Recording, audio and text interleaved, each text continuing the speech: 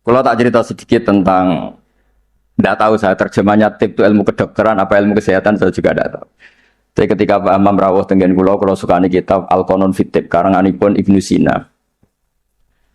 Di antara yang didhawuhna Imam Syafi'i radhiyallahu anhu itu ngendikan al ilmu ilmani. Ilmu itu ada dua, ada ilmu fikih wa ilmu tib. Ilmu kesehatan.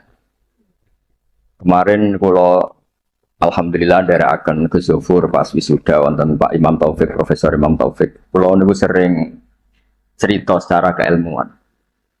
Ilmu kesehatan itu penting. Misalnya ada orang belajar sabar lewat referensi kayak hikam, kayak ihya. Ya. Tapi makanannya itu pemicu emosi. Kalau guyon mbek Gus Sober iku mandindi kira-kira. Jadi belajar itu sabar, wajib sabar. Tapi yang dimakan itu yang memicu emosi. Belajarnya tentang kesehatan berpikir, tapi nyabu. Artinya makanan itu punya pengaruh penting dalam sistem tubuh kita. Orang mabuk ya karena makanan, orang gampang emosi ya karena makanan. Makanya Imam Syafi'i di sini ngendikan ilmu fikih wa ilmu tib. Orang punya kemampuan rasionalitas itu kalau otaknya normal. Normal itu bisa dipicu disebabkan cara pandang. Cara pandang ini penting. Misalnya tadi, kalau orang ngundang saya itu pikirannya itu ngundang, kalau nggak dituruti itu terus mutung, darani sombong macam-macam. Kalau saya itu cara berpikir kebalik, diundang yang panggung, terus ngadeg, terus ngandani wong, kadang dikandani luwe sepuh, terus ruwet. Kalau niku pun memaklumatkan diri Islam, mbah kula niku terkenal wali, jadi kula nggih mau daftar wali resmi.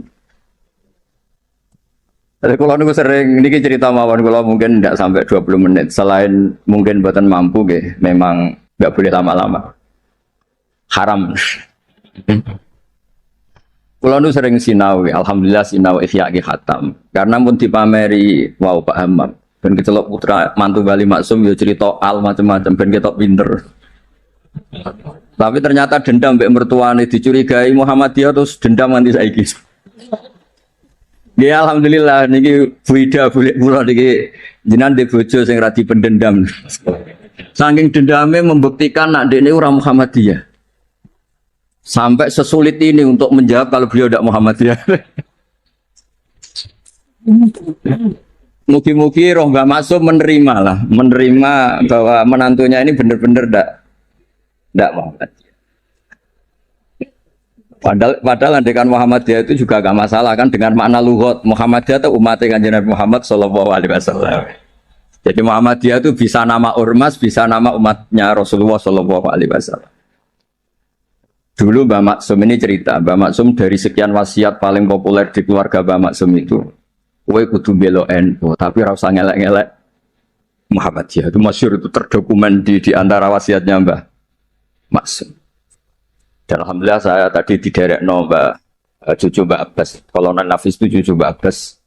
Selama kebetulan ketemu Gus Fahmi Amruwah ini, dulu ceritanya Mbak Hashim itu dalam ancaman macam-macam lah namanya zaman perang.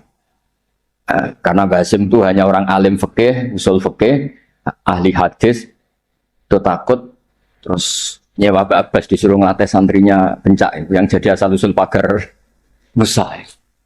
Alhamdulillah cucunya jadi kolonel. Yang cucu Mbak Hashim ya macam-macam, ada yang iya, ada macam-macam. Tapi sebetulnya dari gen keluarga Lasem sama Mbak Hashim itu sama-sama nasabnya sama. Gayanya juga sama. Ya ada yang jelas, ada yang enggak jelas. Tapi saya ingin bela yang tidak jelas, karena ini kan kampus ya, jelas aturannya jelas. Saya itu sering ditanya. Saya sering ditawarin, Gus, mau jadi dokter honoris causa di kampus ini. Enggak, kata saya. Kenapa? Nara di duit ora pantes dokter ora di duit. Jadi enak Gus nonton ngopi ge pantes, ora jelas ge pantes, kabeh pantes. Tapi dari ketidakjelasan itu menjadi jelas. Kalau semuanya itu sistem kampus, itu nanti orang mau belajar tema fikih tertentu misalnya kalau di fikih harus nunggu semester berapa baru ada pelajaran itu. Masa mau belajar khed daftar dulu sampai mata kuliah berapa baru dapat pelajaran khed. Itu bisa tutup Islam kalau semuanya tertib itu. Tapi baru kayak kiai gak jelas kayak saya itu di jalan ketemu orang tanya, Gus, badhe sowan. Sowan apa? Ketemu saya di pasar. Saya hobi sering ke pasar. Bukan karena nganggur ya memang seneng. Saya tuh senang di pasar itu sederhana. Kalau ada ibu-ibu awam tak belajari 10.000 senang alhamdulillah. Kok pinter jenengan. Saya ini kiai besar. Jadi kalau muni alhamdulillah ngenteni untuk duit 10 juta. Ini yang nggak pernah ngaji untuk duit 10.000 sisa syukur. Jadi tak anggap itu bentuk kekalahan saya. Jadi kalau nang pasar itu bentuk tawaduk kula. Ini buatan ngajari terus kiai-kiai nang pasar nggih mboten iki cerita mawon. Cerita istihad. Terus saya bilang, mboten usah di sini saja. Terus tanya, anak saya itu istighadah, keluar darah gini-gini, sholatnya gimana? Tak jawab saat itu juga. Ada kiai yang negur itu tidak sopan, Gus tanya kok tidak sowan ya. Nak sowan malah ra sopan, siji ganggu aku pas istirahat. Nomor loro cah dalemku ribet gawe teh ngene-ngene. Mergo cah dalemku itu ya agak kacau. Habis bikin teh ada tamu lagi, mau kok menisan. Karena aku harus bikin teh lagi. Saya itu sudah survei di semua cah dalem kiai itu ternyata ngeluh kalau kiainya tamunya banyak. Jadi dulu ketika saya masih nerima tamu, 2 tahun kiai wafat itu saya masih nerima tamu. Itu kalau ada tamu, cangkang resik-resik ada tamu lagi. Waduh, gak menisan mau, maksudnya koda jadi. Nggak ini cerita saja, bukan nyindir para namun enggak, tapi ini supaya dimengerti. Bahwa kehadiran mereka itu gak digendaki candalem. Nah ini kan lembaga ilmiah, ini kan diskusi ini ada Mas Imam Taufik tukang diskusi. Jadi nah ini yang tertib ya monggo, yang nggak tertib ya karena barokahnya nggak tertib itu misalnya semua orang soleh di masjid. Kalau ada orang kecelakaan yang nolong ya orang-orang yang di jalan, itu orang-orang nggak tertib. Tapi itu efektif itu. Ada orang tersesat yang nolong mereka, kecelakaan mereka, ada orang jambret yang nolong mereka. Jadi umat Islam itu di mana saja itu baik. Yang jalur kampus ya baik, yang jalur nggak tertib kayak saya juga baik. Dan dari dulu saya itu yakin suatu saat saya tetap keramat dengan cara saya seperti ini. Bukan apa, karena tadi orang Islam itu banyak yang nganggap kampus itu elit. Wow, itu bayar, terus elit, terus berdasi. Jadi bayang notok aja enggak. Kalau cerita Pak Imam Taufik pertama kuliah itu sudah bayangkan di wisuda. Kata beliau pas di sana pertama masuk itu sudah bayangkan di wisuda. Kalau di pondok kan enggak. Wong Islam taluan mondok, sekian ini rajelas, waduh rajelas ini santai. Jejak jagungan, mau ditakoki, kowe candil ya. Ngapak, ya ngapak-ngapak, santai. Ya semuanya nggak jelas. Tapi dari cerita nggak jelas itu saya punya argumentasi ilmiah. Yang milih jalur ini, saya kan nggak perlu cerita yang jelas-jelas tadi beliau sudah promosi sampai sebegitu hebatnya. Hebat, betul. Soalnya top lah. Cara tahadus bin emah itu top. Nggak tahu tahadus apa sponsor nggak tahu. Tergantung niat tuh. Saya juga nanti insya Allah hormat keluarga Gus Asim di keluarga Kiai Nawawi baca hikam. Jadi memang saya ini mohon maaf, saya itu susah diundang. Bukan apa-apa, memang saya punya bapak namanya Kiai Nur Salim itu punya abah namanya Mbak Nur Sam itu nggak pernah keluar rumah. Jadi saya punya sanad gen keluarga yang suka di dalam. Jadi saya ini bapaknya bapak saya itu nggak pernah keluar dari rumah, itu terkenal sekali dan ya beliau juga dari gen-gen yang suka tirakat. Saya jarang cerita itu karena beliau itu puasa mulai dulu sampai wafat. Jadi saya jarang cerita karena takut. Nah, jenengan kok boten ngoten Gus. Makanya saya lebih sentuh cerita gen dari ibu karena keluarga Lasem itu rileks ngopi-ngopi, cangkruk, semuanya santai. Ya alhamdulillah kok punya sanad begitu gitu. Saya cerita secara ilmiah. Suatu saat Rasulullah SAW itu mau haji wada. Haji wada dipapak sama Imro'atun bin Khosam. Yang diceritakan di situ tuh sangat besar ya. Imro'atun bin Khosam itu cantik sekali. Nabi murdifun Fadl bin Abbas, Al-Fadl bin Abbas. Fadl karena ganteng ya melihat perempuan tadi. Perempuan ini karena Fadl ganteng ya dilihat. Sama-sama melihat. Yang satu melihat orang cantik, yang satu melihat orang ganteng. Masyhur terus fasor Rasulullah wajal Fadl. Wajahnya Fadl dipalingkan sama Nabi. Kemudian Imro'atun bin Khosam tadi tanya. Saat itu juga di perjalanan. Nabi masih di atas unta. Ya Rasulullah, ya ini karena tadi Pak Imam cerita alimnya tentang sorok naku ya saya cerita hafalan saya. Bahwa bapak saya punya anak saya itu tidak salah, bapak saya punya cucu saya itu tidak salah. Beliau kan ya cerita gitu. Dua anak ini ora rugi, so profesor, so jadi mantune Bali, so kondang terus sampai gedungnya di atas UMC gitu. Tidak tahu. Ini orang pinter kok pakai ukuran fisik tidak tahu. Kalau gedung itu kan fisik, tidak tahu cara berpikir gimana, tidak tahu. Karena saya ini alam rohani, ukurannya di klasmen kewalian. Jadi itu kan nggak kelihatan. Jadi nggak tahu di klasmen berapa, nggak tahu.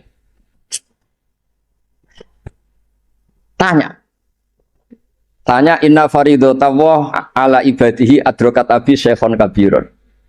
Apa aku ju'an? Nabi jawab, qala na'am. Ayan fa'uhu dhalik, qala na'am. Kama lokana ala abiki denun faqadaitihi nafa'ahu. Ya Rasulullah, bapak saya ini sudah sepuh sekali ketika haji diwajibkan. Apa saya bisa menghajikan beliau? Bisa. Apa manfaat? Ya bisa, seperti bapak kamu punya utang, kamu yang bayar itu cukup. Gitu. Lalu Imam Bukhari itu mengebabkan ini sampai 3 kali. Satu di bab haji makdud. Jadi sebetulnya haji itu ada 2. Yang niabah atau badal. Menghajikan yang mati karena sudah tidak bisa haji. Atau menghajikan yang lumpuh yang nggak mungkin haji lagi. Disebut haji makdud. Jadi Imam Bukhari mengebabkan babul hajil makdud. Atau al-ifjad anil makdud. Tapi di bab berikutnya. Dengan hadis yang sama persis beliau ngebabkan babu hajil mar'ati anir rojul. Karena secara fikih ini masalah. Masa perempuan mengganti lelaki. Tapi dengan hadis yang persis di bab ilmu Imam Bukhari mengebabkan babul futya fitorik. Bab boleh fatwa ketika di tengah jalan. Jadi nggak perlu ada kiai yang kiai resmi nggih monggo, kalau ada pertanyaan sowan dulu, daftar dulu nggih monggo. Kiai kayak saya seketemunya juga monggo. Saya itu 2005 itu tiap bulan ke Jogja di UI sama Profesor Zaini. Itu mesti ngebis. Ya mesti ada yang tanya. Jenengan Gus Mbak nggih. Wah, beneran Gus badhe tanglet. Niku kadang sampai Rembang sampai Semarang ora barbar. Sampai 20. Loh kok banyak betul. Mumpung ketemu Gus, nek jenengan nek disowani wangel. Nggih barokahnya niku mboten bayar, Pak Imam. Dadi ikhlas. Mboten niki cerita mawon barokah ketemu niku mboten bayar, dadi ikhlas ini. Jadi Indonesia ini berkah sekali. Ada yang nekuni formalitas, ada Profesor Hamam, Profesor Imam Taufik, Gus Wafur, banyak. Ada yang nekuni yang kayak saya. Tapi saya mohon yang kayak saya juga harus alim betul. Sehingga coba pera formal terus uteknya juga agak jelas, visinya agak jelas. Asal usulnya juga agak jelas. Enggak boleh, harus tetap jelas. Supaya Islam ini bisa ada di mana-mana. Orang bisa tanya kiai kapan saja, di mana saja. Saya ini haji itu tidak mutawif, bayar. Saya umroh juga milih bayar daripada gratis di kongkonan. Saya berkali-kali ditawari Gus haji Gus gratis kira-kira semua, mari gue kongkonan gitu. Umroh juga sering ditawari Gus jadi gak bayar raya. Duit 20 juta atau 30 juta ya jadi budak gitu, jadi gue kongkon-kongkonan gitu. Wes ngono arahe kon ngesahno pilihan KPIH ini. Jok cara fikih ra salah itu kon ngesahno. Wong fatwa orderan kan. Jadi rada repot kata gitu. Kadang padahal secara fikih itu bisa diperdebatkan sah tidaknya. Bukan sah tidaknya haji ya ibadah yang bukan penting-penting ya. Nah, berkahnya orang kayak Bali Maksum yang nekuni keilmuan teng Termas, Bali Maksum ditemani Mbah Kula. Terus dulu misalnya Mbah Kula kandung lahirnya tesih teng Lasem bareng kalian Pak Hamid Pasuruan niku sak rumah. Makanya kalau dikenal Bani Umar atau Lasem ini dari partai Bani Umar. Karena Mbah Umar digarwa Mbah Maimunah, niku putrine Mbah Abdul Aziz. Jadi kalau lingkup lebih besar disebut Bani Abdul Aziz. Barokah Mbah Ali Maksum terus beliau ngaji teng Mbah Dimyati riyen bareng putra-putrane Mbah Mahfud termasuk Mbah Muhammad. Punya satu putra namanya Mbah Muhammad, Gus Muhammad. Niku ilmu itu di mana-mana sehingga kampung-kampung itu luar biasa Islam teng Indonesia. Ada syekh yang datang dari negara yang tertib sekali. Di Indonesia imam digaji berapa? Fasilitasnya apa? Di negara kami imam itu digaji 70 juta, fasilitasnya mobil BMW gini-gini. Kalau di Indonesia enggak. Kadang komat sendiri, dan sendiri. Terus lucunya itu Mas Imam Taufik itu imamnya tetap bilang imaman lillahi ta'ala. Ditanya, kenapa bilang imaman tidak ada makmumnya? Makmumnya jin, Gus. Warga di kampung itu.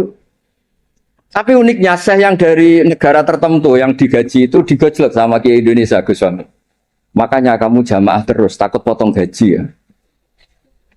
Karena dia digaji, difasilitasi, kalau dia bolos itu potong gaji. Kaget saya, ternyata ini masalah dalam dunia ikhlas itu. Pertama mencibir Indonesia, imam nggak diperlakukan secara terhormat, nggak difasilitasi. Terus kata imam-imam Indonesia, makanya jenengan sholat terus takut potong. Akhirnya saya ini sadar. Oh iya bagus ikhlas. Ya artinya barokahnya nggak tertib itu juga hakikatnya tertib karena akhirnya ada masjid di kampung-kampung nggak jelas pendirinya siapa, wakafnya juga sengketa, sertifikasinya juga sengketa, kiainya juga sengketa. Yang baru jadi takmir semangat pengajian besar, yang nggak takmir mutung, semua. Barokah mutung terus bikin masjid tandingan, akhirnya masjid di situ banyak, alhamdulillah. Pokoknya, nah. Kiai itu harus punya kelapangan pandangan seperti ini supaya Islam itu di mana-mana. Kalau semuanya tertib nanti prosedural. Masa mau tanya haji saja nunggu semester yang kebetulan ngajarkan apa? Haji. Wong sholatnya subuh mau tanya pakar fikih ngantornya jam 9, bisa ditemui jam 1. Pertanyaannya tentang sholat subuh. Subuh hari ini, kalau hari besok kan iya, kalau hari ini kan, nah kalau kiai kan nggak ketemu di jalan tadi tanya, Gus, anak kula niku keluar terus darah ini ku sak dhuwure adat, niku salat apa mboten? Biasanya kate berang dina 6 dina wis rudat ilal adat, soalnya berbar 6 dina hukum istikhadah ngene kan. Gak usah sowan Gus, gak ngel-ngelo cah dalemku kok. Ini mboten nyindir, maksudnya cerita, mboten cerita. Jadi monggo lah, istihad apapun itu baik asal didasari keilmuan yang baik. Jangan sampai apa ya, karena kita punya pilihan istihad tertentu seakan-akan yang lain itu salah. Saya berkali-kali cerita menyangkut istihad. Biasa ulang lagi, saya berkali-kali cerita tentang istihad dan dari sekian itu di antara yang mau saya baca di sini, nanti kitab ini saya tinggal mungkin bisa dipelajari menantu Bali Maksum bernama Profesor Hammam itu. Yang tadi cerita terus tentang bahasa Arab kayaknya butuh legitimasi ini loh mantu Bali. Beliau khawatir kalau hanya dianggap pakar medis itu. Apalagi di depan keluarga Lasem. Darani raiso ngaji kan Yuhisin, mantu Bali Maksum. Jadi tadi maklumat terselubung lah, kira-kira gitu. Ini kata beliau kan ini tetap ingin ikut sunnah Rasulullah Shallallahu Alaihi Wasallam. Ini saya bacakan. Ini kitab yang luar biasa. Ini namanya kitab Al-Milanul Kubro karangannya Imam Sa'roni. Ada perubahan yang enggak diduga para kiai-kiai Indonesia. Ngiranya perubahan itu kan masyhur kan fali wa yuruhu biadi, terus urutannya apa? Mar'a minkum mungkaron fali wa yuruhu biadi dulu ya.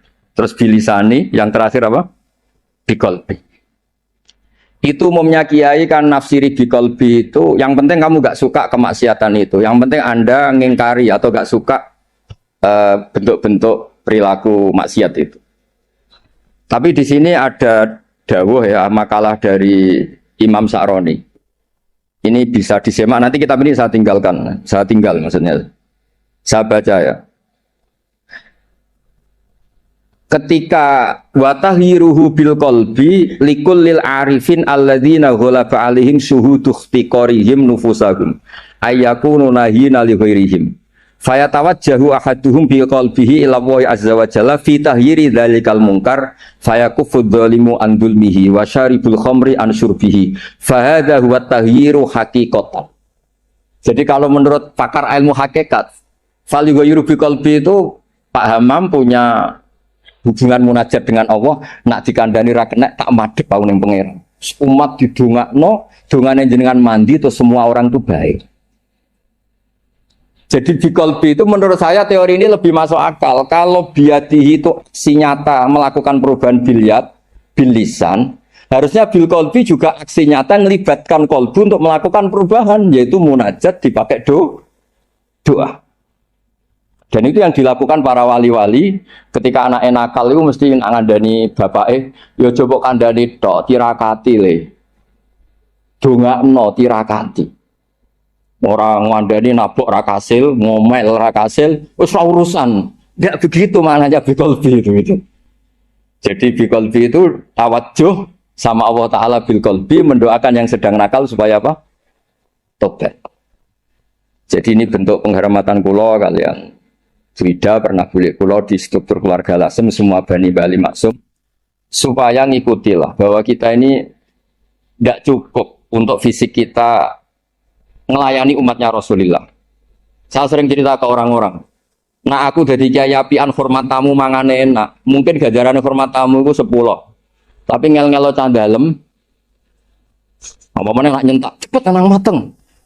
Goblok masake gak enak. Jadi hormati untuk poin 10, ngamuin untuk dosa 10. Kira-kira 50-50 lah kira-kira gitu. Pulau loh ini macam pulau. Sampean tidak harus ikut saya. Tapi tolong didengar. Tidak harus ikut tapi tolong didengar. Supaya seimbang. Nah, fatwa yang engkar bil kolbi itu memang buhdul mungkar itu wajib. Jadi teori yang terkenal, saya ulang lagi, teori yang terkenal, melihat kemungkaran kita berubah biadi, nggak bisa, bilisan nggak bisa. Bil kolbi itu yang penting kamu buhdul mungkar, karena hubul mungkar nggak mungkin, nggak taat. Membenci mungkar itu taat, mencintai mungkar itu maksiat. Jika orang fikih juga nggak salah ketika bilang bil kolbi itu yang penting kamu anti kemungkaran, kamu benci kemungkaran, oke itu benar secara fikih. Tapi secara ilmu hakikat itu masalah. Masalahnya begini. Biadihi itu ikhtiar untuk bikin perubahan. Nah, bilisanihi juga ikhtiar untuk bikin perubahan. Ya harusnya bikolbi juga ikhtiar kolbu untuk bikin perubahan. Caranya apa? Tawajjuh ilallah dengan berdoa. Nggih, paham nggih clear nggih? Mun wae jenengan mantu bali maksum tenan pun kula percaya. Wong iso cerita al ta'rif ya semacam-macam. Kula mau mon tak mandong. Ono wong iki. Mpun mengke nak teng alam roh bali masum kula matur mpun mboten ngarah Muhammadiyah.